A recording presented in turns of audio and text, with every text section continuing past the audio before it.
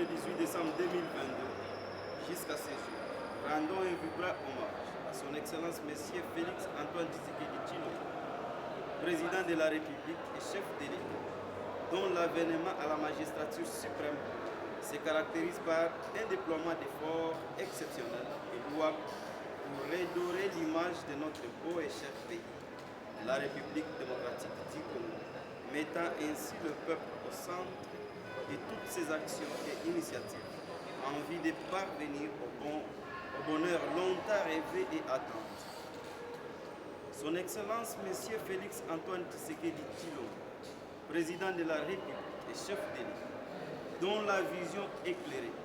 nous a amené l'état des droits qui se matérialise dans toutes les provinces de notre pays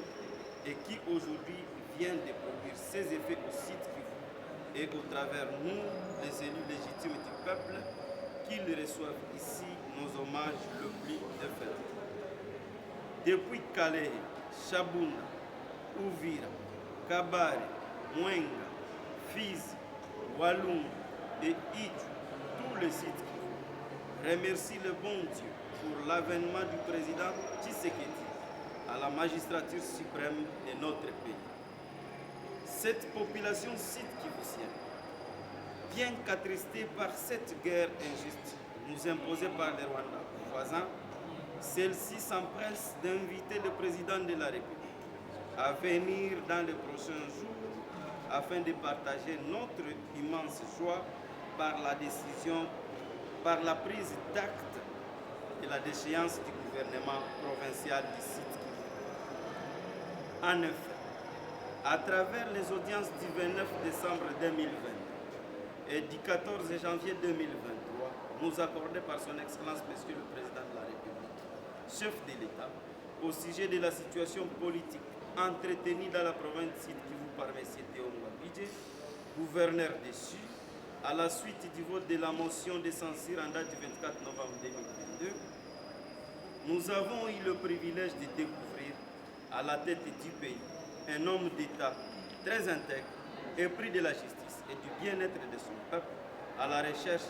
inlassable de la promotion de valeurs républicaines,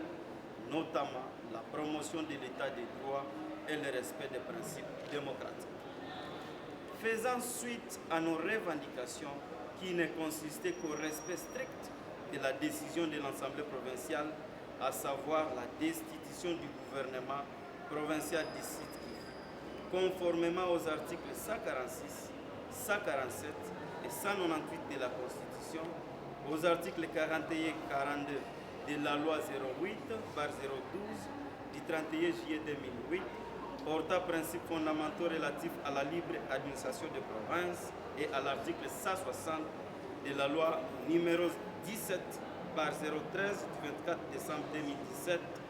modifiant et complétant la loi numéro 06/006 du 9 mars 2006 portant organisation des élections présidentielles, législatives, provinciales, urbaines, municipales et locales telles que modifiées à ce jour, qui dispose: lorsque l'Assemblée provinciale adopte une motion de censure, le gouvernement provincial est réputé démissionnaire. Dans ce cas, le gouverneur de province remet la démission du gouvernement au président de la République dans les 24 heures. Passé ces délais, la démission du gouvernement provincial est d'office. Les affaires courantes sont donc accordées au vice-gouverneur de province. Le chef de l'État, garant du bon fonctionnement des institutions, par sa lettre de son directeur de cabinet, numéro 0076/01/2020, du 18 janvier 2020, adressé à Monsieur le vice-premier ministre, ministre de l'Intérieur, Sécurité, Décentralisation et Affaires coutumières, a instruit ces derniers à donner plein effet à la situation juridique qui découle de l'adoption de la motion de censure par l'Assemblée provinciale du Sud Kivu en date du 24 novembre 2022. Qu'en dépit de la complicité de certaines autorités du pouvoir central et d'autres acteurs politiques, dont nous taisons les noms, qui ont tenté de fouler aux pieds les susdites instructions,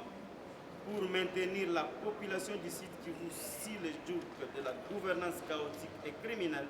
de M. Théo Ngouabidje, son Excellence Monsieur le Premier ministre, chef du gouvernement, n'a ménagé aucun effort pour faire respecter la ligne de conduite tracée par l'autorité suprême de la République. C'est ainsi qu'en date du 24 février 2023, le vice-ministre faisant office du vice-premier ministre de l'Intérieur, Sécurité, Décentralisation et Affaires coutumières, a, au nom du gouvernement de la République, envoyé le message officiel numéro 25 bar câble bar VEPAM bar Minintersec bar A0K bar 027 bar 2023 du 24 février 2023, désignant ainsi le vice-gouverneur Marc Malago Kachekere, intérimaire, en attendant l'élection du nouveau gouverneur et vice-gouverneur de la province Sud Kivu. Scrutin qui devra être convoqué dans les 30 jours, conformément à l'article 160 de la loi électorale. Que son Excellence, Monsieur le Président de la République, chef de l'État, trouve ici l'expression de notre profonde gratitude et nos vifs remerciements pour avoir considéré avec beaucoup d'intérêt la volonté politique de la population du Sud Kivu exprimée au travers de sa représentation provinciale. En tant qu'élu consciencieux de la noble mission reçue du peuple, sollicitons l'accompagnement de son Excellence Monsieur le Président de la République, chef de l'État, en ce moment particulier de la nouvelle page de l'histoire du Sud Kivu, durant le dur labeur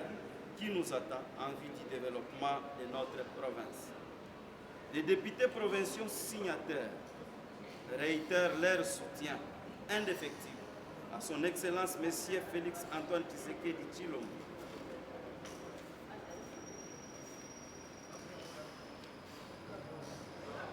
de la démission d'office,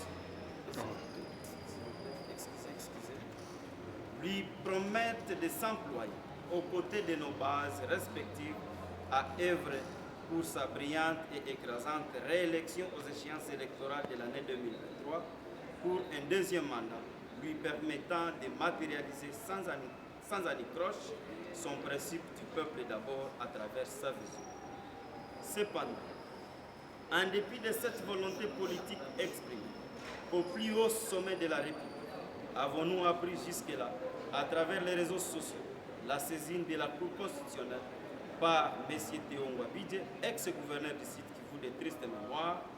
3 mois après son éviction par l'Assemblée provinciale Sud Kivu et l'ensemble de la population.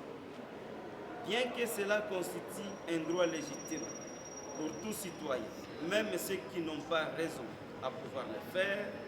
l'Assemblée provinciale trouve en cela une provocation de plus. En effet, elle rappelle que c'est pour la énième fois qu'elle a traité d'une motion soit de défiance ou de censure contre le gouvernement provincial, et cette fois-ci, qui s'est fait suivre par le rejet du projet de budgétaire exercice 2023, déclaré irrecevable, dont les conséquences juridiques sont sans appel et entraînent de fait la démission du gouvernement. L'Assemblée provinciale du Sud Kivu rappelle à l'opinion nationale qu'aucune juridiction, constitutionnelle soit-elle, ne saurait restaurer la confiance rompue à ce jour et pour toujours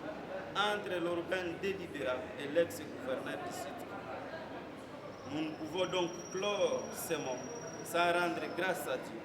de qui nous avons reçu et espérons continuer à recevoir la claire vision de ce qu'il nous faut faire pour le Sud Kivu et la force de les réaliser. Les honorables députés provinciaux du Sud Kivu, honorable Jacques Amanda, rapporteur.